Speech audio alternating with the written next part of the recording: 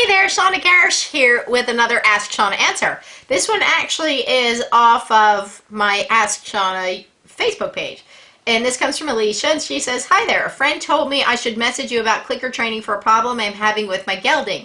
I'm looking through your videos on YouTube now, and they're awesome. Basically, thank you. Basically, my gelding has a very bad fear of people getting on him. He came to me like this. We believe it started when he had Lyme's disease, and they were plopping around on him, training him with Lyme, so it hurt.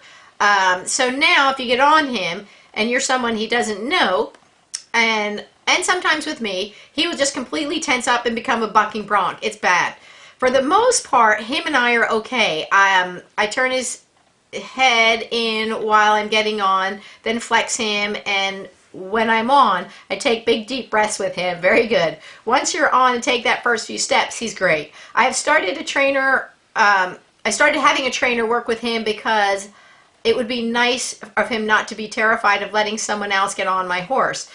She's been working very slowly with him to try and get him over his fears. Basically, the second you pick up the reins, like you're going to get on, his head shoots up in the air. Because of this, the pain has been ruled out. It's now like he has PTSD, and if someone doesn't know, with someone he doesn't know and trust. Would clicker training benefit us? How would we go about using it for something like this? He actually knows a lot about the clicker. I've introduced a clicker to him when I was teaching him how to smile. Thanks for your time and any suggestions. Okay, Alicia. Yes, this is definitely something.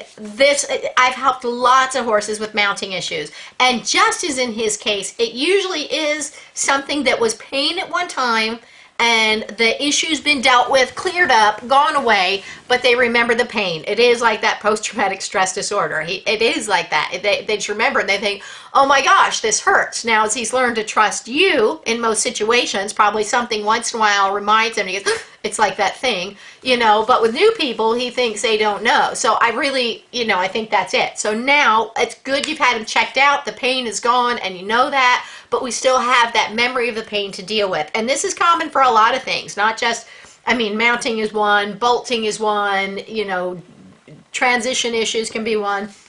But so what I suggest you do is, and it's great you've already got to start there, because you've got that positive reinforcement, you've already got the relationship with the clicker and all of that, so that helps him because he starts thinking, I love this new game. So what we want to do is go about a basic systematic desensitization and counter conditioning, because he right now thinks pain. So this happens, pain happens. You do this, pain happens. You do this, pain may happen. By now the pain is gone, but the pain may happen.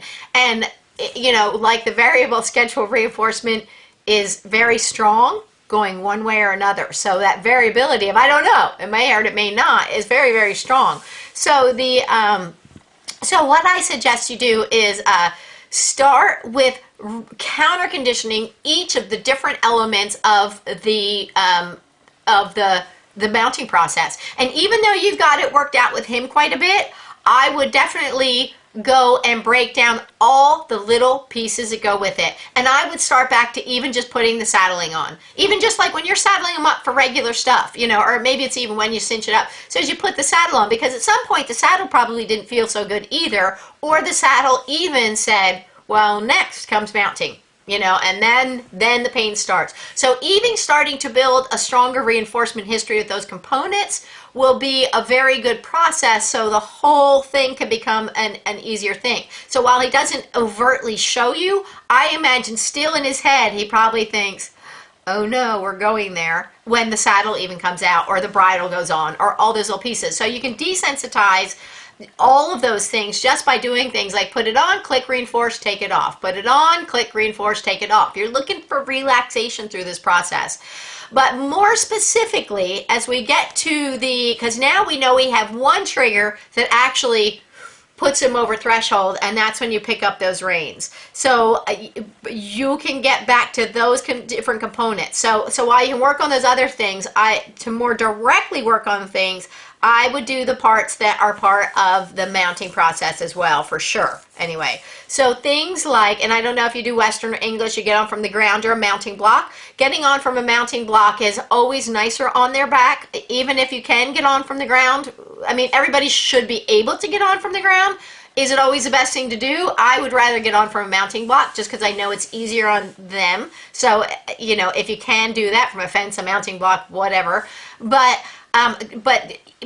work on all those little components that are part of it. So it's when you take him up to the mounting block, when he comes up nice, and at first he may be a little like this, maybe he's not, but when you see him relax, I click and reinforce relaxation through this whole process. So start with those little components just before picking up the reins. So the part that is, I mean, you could start all the way back to the saddle, but definitely the parts right before the picking up the reins, since that's the part that really triggers it. Bring him up as he lines up. Good. Click, reinforce, reinforce. Good. Line him up again. Click, reinforce, reinforce. Great. That's good. Okay, then you pick up the reins. Good. Now, first, if he goes, just wait for a second and look for him to kind of soften. As he's in the process of softening and relaxing, I would click and reinforce. So he may go, uh-oh. Now with you, he's pretty good by now, so we can still, though, I would still look for more relaxation and more relaxation. And when you do get on, I would start building an association with, as soon as I'm in the saddle,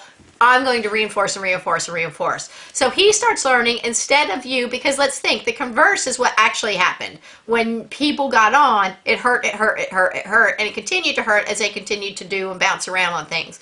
So it hurt, it hurt, it hurt. So now that's his reinforcement history. That's what he associates with people getting on. So now we want to make a new association. Now that we know the pain is gone, we want to now work on getting that softness and that relaxation to be a part of it, or that good things happen. When I get on, good things happen. When I get on, good things happen. So all those little components from when you first grab the saddle, you know, when you're preparing to get on, or the mane and the rein, all those little things, look for him to get soft and relaxed. Build up the reinforcement history of the things that happen right before it, the antecedents. And then when you pick up the reins and he's soft, I click and reinforce. Pick up the reins, he's soft, click and reinforce. Pick up the reins, soft, click, well, probably like this, click and reinforce, reinforcing out that way. And so that he starts learning, wow, picking up the reins is actually a good thing. And then getting on is actually a good thing. And then all those little components that are part of it. So you're just going to be a little bit of repetition, because think of it like this. It's like scales that are out of whack. Right now, there's a lot of weight on his association with mounting and hurt. So he thinks there's a lot of weight on this side of the scale, and I don't really trust a lot of people and everything. Now, you've got it where it's more like this with him, but it sounds like once in a while it goes like that, but mostly it's like this. Well, if you keep going, pretty soon this side's going to outweigh this side. But with other people, he thinks, oh, no, no, no, no, we're still here. I don't trust you. But as we start, every single time we get to put a weight on the side scale, we start to rebalance those scales and rebalance the scales. I think you've got to the point where they're mostly this way. But, you know, once in a while it goes here. If you keep doing the counter conditioning, pretty soon there's going to be much more weight on this side of the scale. And this side of the scale, the new association will outweigh the old association. So it's really kind of a simple process. It's really going to be mostly repetition now.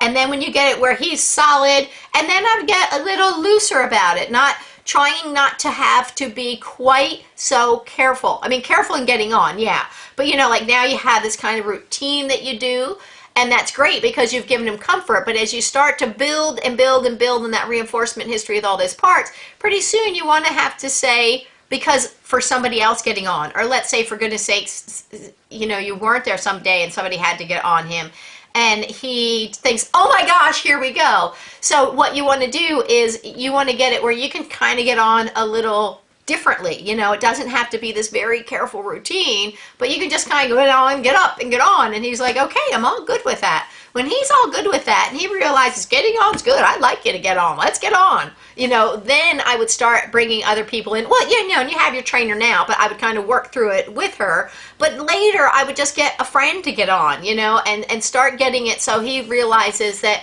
getting on period is a good thing, not just with you. But for now, he has a way to go until those scales start to kind of tip in the right direction a little bit further, and he has a stronger reinforcement history, a stronger association with the mounting. And you'll get through it. You will get him where he likes it quite a bit. And just always kind of keep an eye out anything that happens, because he could pull his back one day and then you may bring back all that old stuff. So always kind of keep that in mind and doing whatever you can to keep him as comfortable as possible, but trying to break up those necessary behavior habits that at first are going to be good and they're going to help you, but we want to fade those out so he just learns that getting on is good. Anyway, hope that helps you out, Alicia. I know it will, and I'm glad that you already started the training with them, because it'll make it that much easier just to assimilate that right into the new thing. And you can even do it out of context a little bit too. So just put the bridle on and be standing anywhere and just pick up the reins, good, pick up the reins, good, pick up the reins, good, reinforcing each of those good responses, and you'll condition a new response. Anyway, I can get quite wordy. So Alicia, let me know how things are going. I hope that it's all going great, and keep me posted. So if you or anybody else has more questions, or questions about anything, actually, please don't hesitate to get a hold of me at ShawnaKarrasch.com or AskShawna.com. And until next time, enjoy getting your horse on target, and Happy New Year. Bye.